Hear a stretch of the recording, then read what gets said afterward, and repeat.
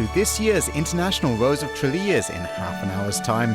But first, it's over to Tommy Meskel for the main evening news. Good evening, you're welcome tonight at 9. Dispute between Ironman organisers and triathlon body over whether decision not to sanction was communicated before the event as competitors describe conditions. There was people moving all around the place.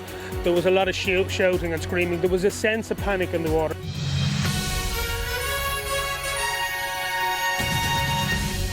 An Garda Síochána promises high visibility policing plan for the capital in response to recent violent incidents. Independent-led review is launched into PSNI data breaches. And relief in Pakistan as all 8 children and adults are saved from dangling cable car.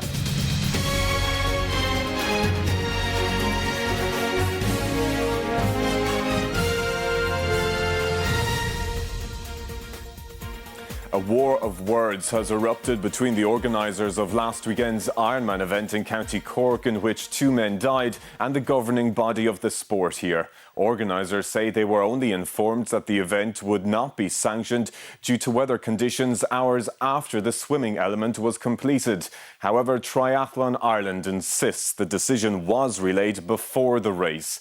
Today, competitors spoke of panic and fear in the water during last Sunday's event. It's just 3 days since seasoned triathlete Keith O'Sullivan took part in the full Ironman event in Youghal. Looking out at calm waters today, he believes the sea swim should have been called off. In hindsight, looking back, the race should not have gone ahead. There's no way. Given the conditions that we were facing into and the swim entry point with rocks surrounding where people were entering the water and the sheer volume of people that were inexperienced going into the water, no, it shouldn't have gone ahead. Yesterday, in the face of criticism, organisers Ironman said in a statement that at all times their utmost priority is the safety of their athletes. But last night it emerged the event went ahead without the sanction of Triathlon Ireland, the governing body here. In a statement, Darren Coombs said, in line with normal practice, their officials attended before the start of the race to review the conditions and carry out a water safety assessment. But due to adverse conditions, they told race organisers that it was not possible to sanction the race. Today, the Department of Sport said there needs to be adequate answers as to how the 2 men died, while Housing Minister Darragh O'Brien said clarity on what happened was essential. We need to move now to a stage whereby we can find out what happened. Was there any deficiencies in the planning of the event, in the safety arrangements put in place, and that needs to be done expeditiously. Sinn Féin has called for an independent inquiry. An awful lot of people will be wondering how this happened, particularly in light of the statement by Triathlon Ireland. So I think we need an independent inquiry into how this happened, and the Department of Sport should be looking at what statutory body is best placed to inquire into how this tragedy took place. But tonight the dispute between event organisers and the governing body for triathlons in Ireland has intensified. In a statement earlier this evening, Ironman Ireland said Triathlon Ireland had only told its on-site officials that they would not sanction the event several hours after the swim was completed. But in response tonight, Triathlon Ireland disagrees. They're insisting that before the start of the race, their officials confirmed to race organisers that it was not possible to sanction it.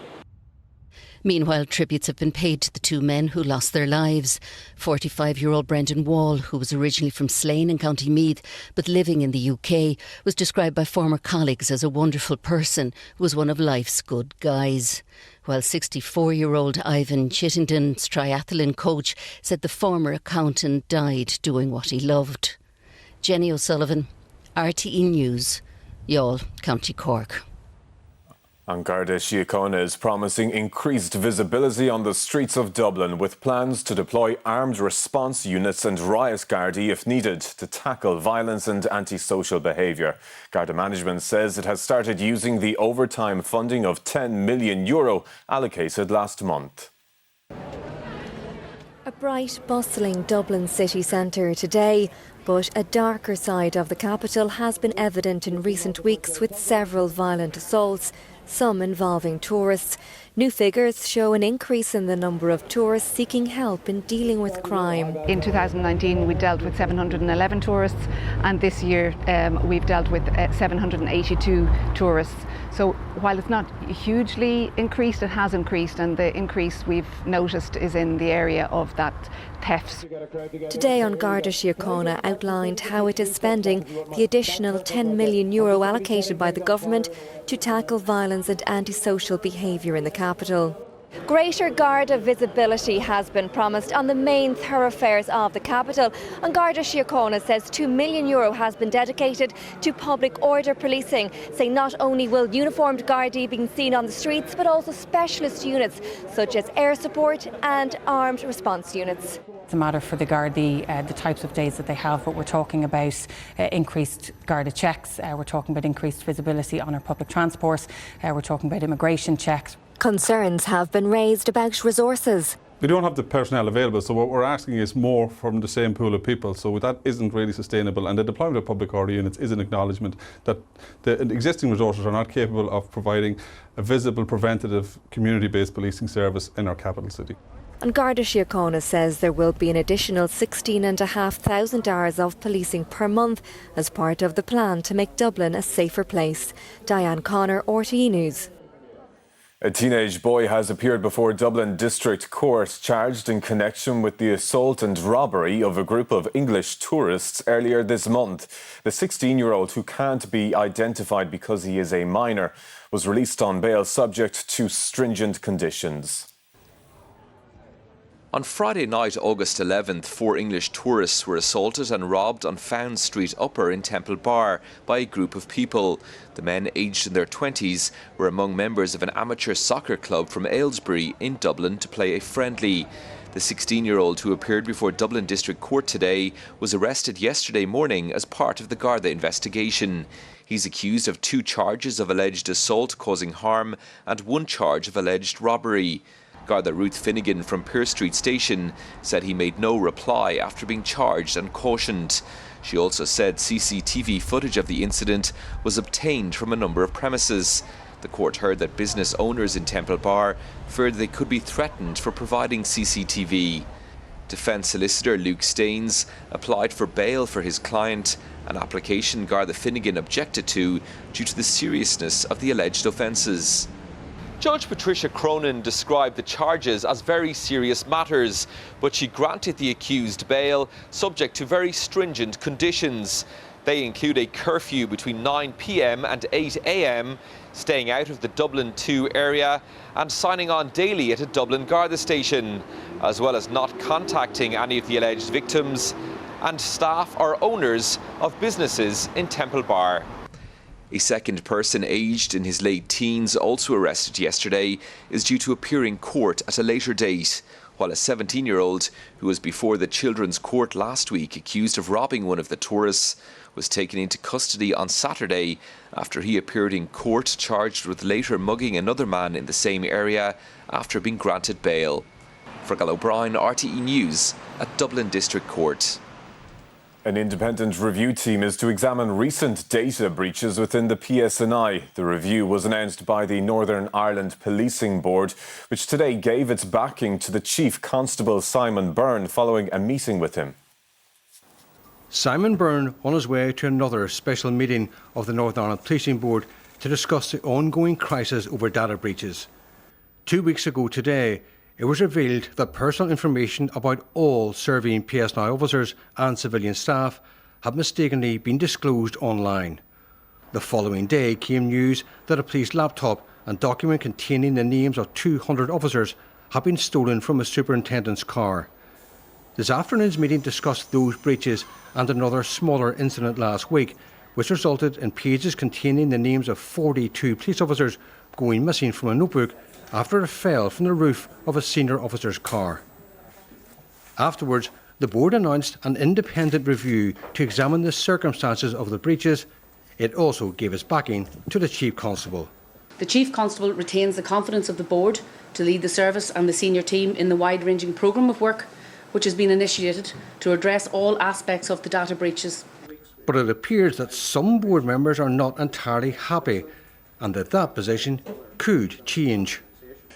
In a statement afterwards, Ulster Unionist Policing Board member Mike Nesbitt said he remains convinced that the Chief Constable and his senior colleagues remain best placed to deal with the fallout of what he called multiple and potentially catastrophic errors.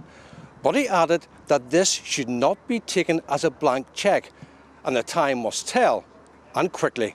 Mike's point is perfectly valid in that confidence can never be unconditional or a blank cheque. The Chief Constable left by the back door without speaking to the waiting media. Vincent Kearney, RT News, Belfast. A forensic accountant's report examining RTE's barter account will be delivered to government this week.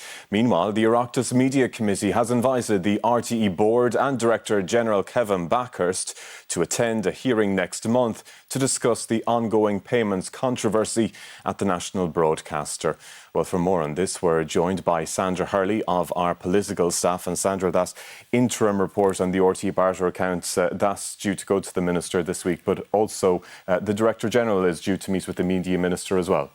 Yes, several developments today on the RTE front. So, as you mentioned, Mazars, the forensic accountants, were asked by the Media Minister, Catherine Martin, to examine RTE's barter account. Now, this really goes to the heart of the whole controversy, because what kicked this off was those secret payments to the broadcaster Ryan Tubridy, and the barter account was the vehicle used for those.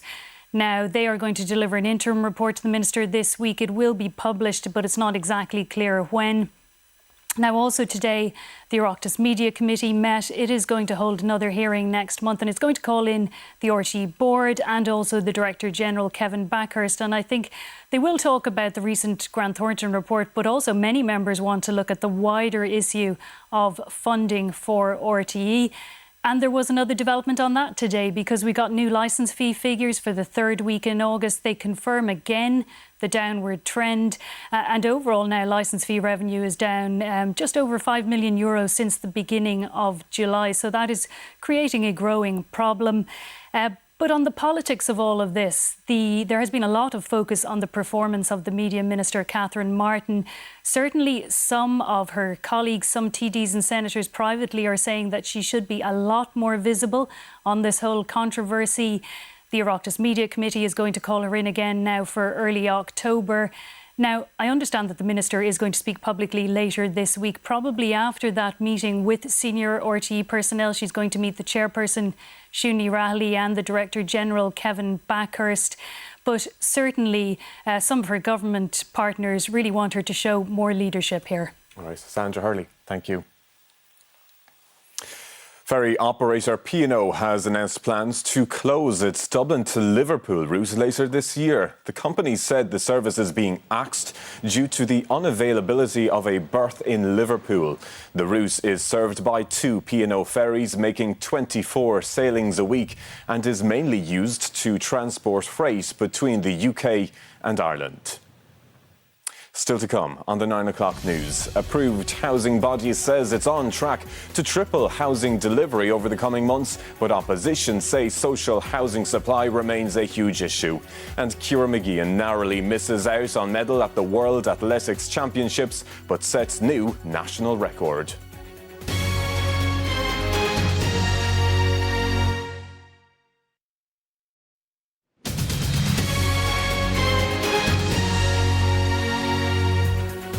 Welcome back. 7 children and 1 adult have been brought to safety in Pakistan after a dramatic rescue from a stranded cable car dangling over a ravine. Army helicopters rescued 2 children. The remaining passengers were pulled to safety by cable. Little by little, 2 passengers are rescued after 15 long hours stuck in a stranded cable car. Locals crying, "God is great," as they're transferred onto a small platform. Hours earlier, in scenes reminiscent of a Hollywood film, the first child was hoisted away by helicopter. Crowds of people, frantic parents among them, had gathered round to watch after 8 people, including children as young as 10, became trapped in a cable car some 300 metres in the air. At around 7 a.m. local time, 7 students and their teacher were travelling to school in a remote mountainous area in Battagram, about 200 kilometres north of the capital Islamabad, when a line supporting their cable car snapped, leaving it dangling by a single cable. One of the passengers on board spoke to a local TV station. It is a matter of human lives. The authorities should rescue all of us as soon as possible. Army helicopters were dispatched for a rescue operation, but it was complicated by high winds and the chopper's rotor blades, which further destabilised the cable car. As night fell, the helicopters were stood down, but the rescue continued, shifting from an airborne effort to a risky operation using the remaining cable that was still intact. All 8 passengers have been taken to safety, bringing relief to the nation and the Prime Minister, who took to social media to praise the military, rescue workers, administrators and local people. Juliette Gash, RTE News.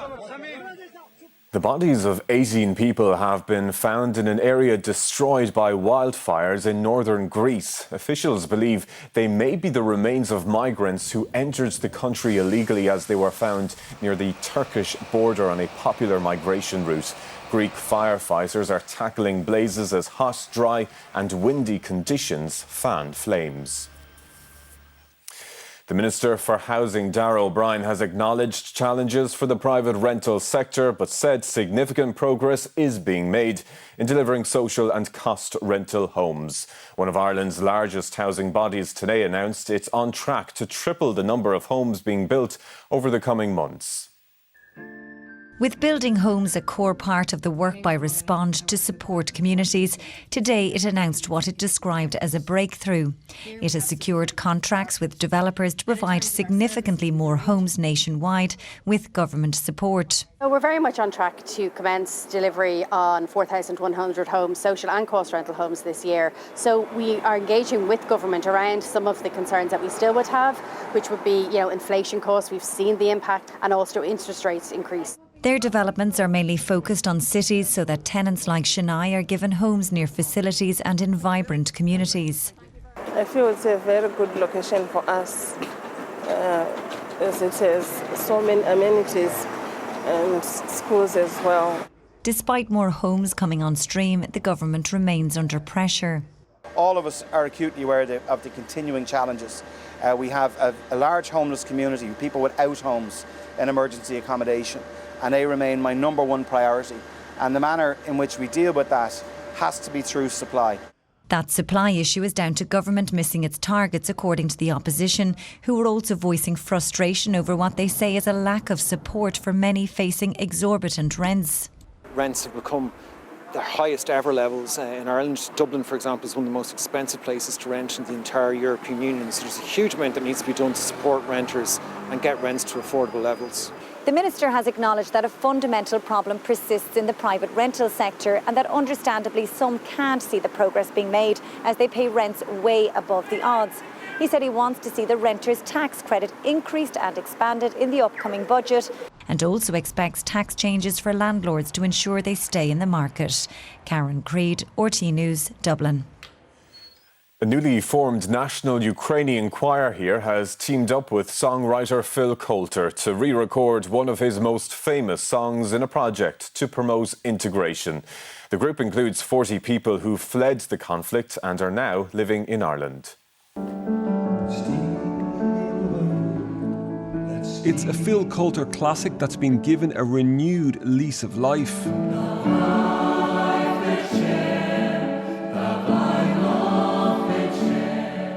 Collaboration between the songwriter and a choir made up of those who fled the war in Ukraine.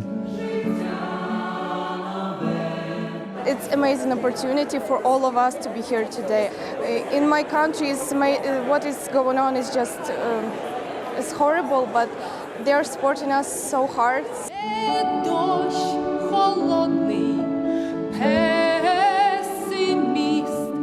The song tells of troubles in the homeland and of new beginnings.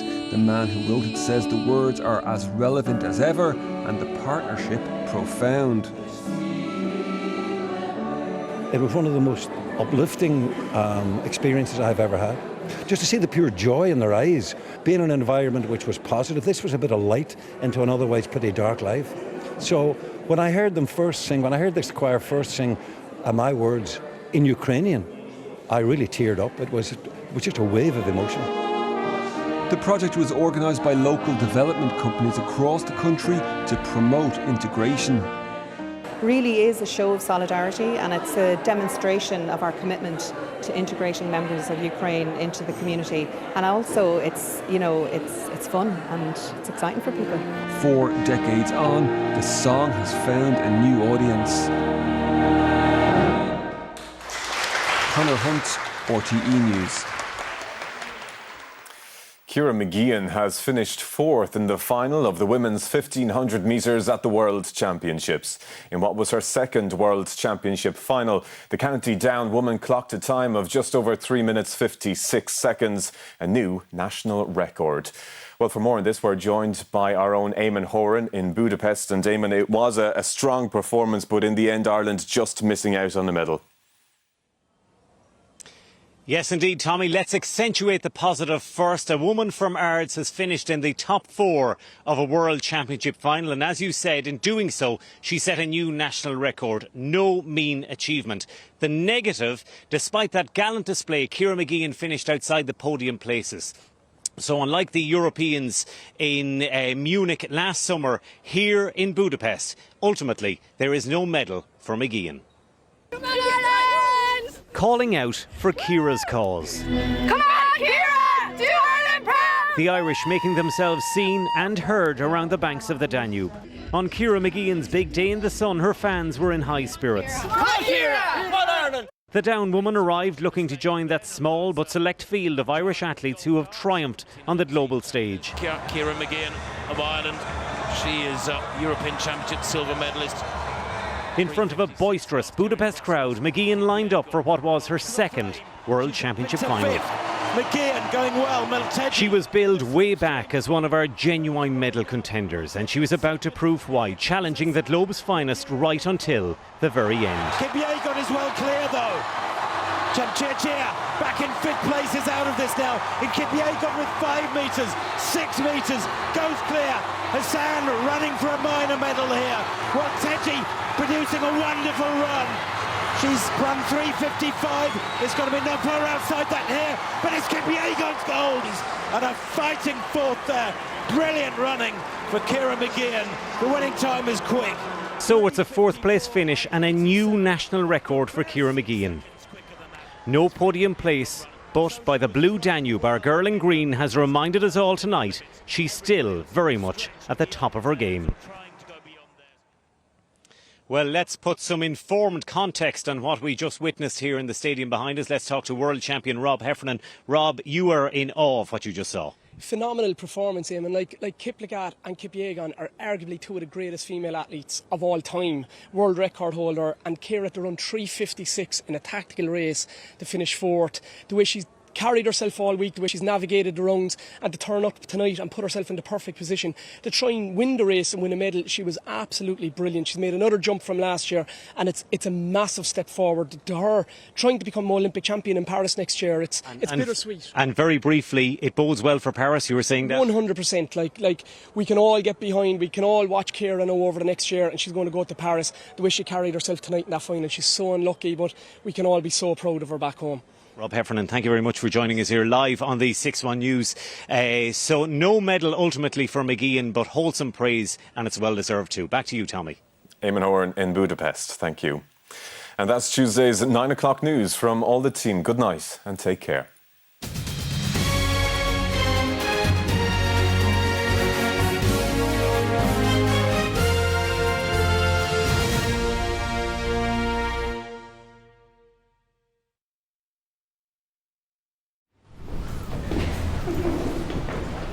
Find your way to the very top.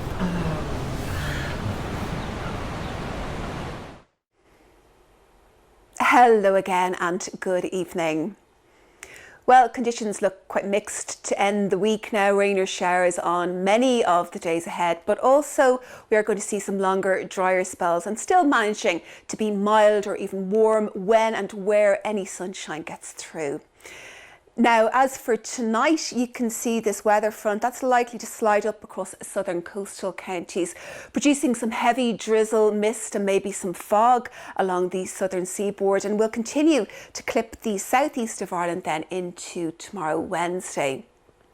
Now, elsewhere across Europe, of course, the heat persists with heatwave conditions for Western and Southern Europe. Temperatures here climbing in excess of 40 degrees in parts. Now, here at home, comparatively speaking, it will be fresher, certainly for Thursday and Friday, but at least we are going to see that bit more sunshine around on both those days. But the showers that transpire on Friday likely to be that bit heavier and slow moving. And then over the weekend, really stays fairly mixed all the while. Further heavy showers in parts on Saturday, and then the likelihood of some falls of rain later this weekend. Now, as for tonight, well, there's a frontal low cloud and heavy drizzle, which is likely to push up across southern coastal counties overnight tonight. Maybe some mist and fog along the southern seaboard as well. That's with light southwest breezes, not quite as mild as recent nights, valleys of 9 to 13 degrees. And then the temperature profile tomorrow coming in a very seasonal 17 to 20 degrees. Best valleys likely for the Midwest. You can see a lot of low cloud, rain or heavy drizzle likely for the south and southeast. Elsewhere it will be somewhat drier but quite cloudy early on. Best of any sunshine likely later in the day with just a few well scattered passing showers in these areas. That's your latest weather update. Very good night.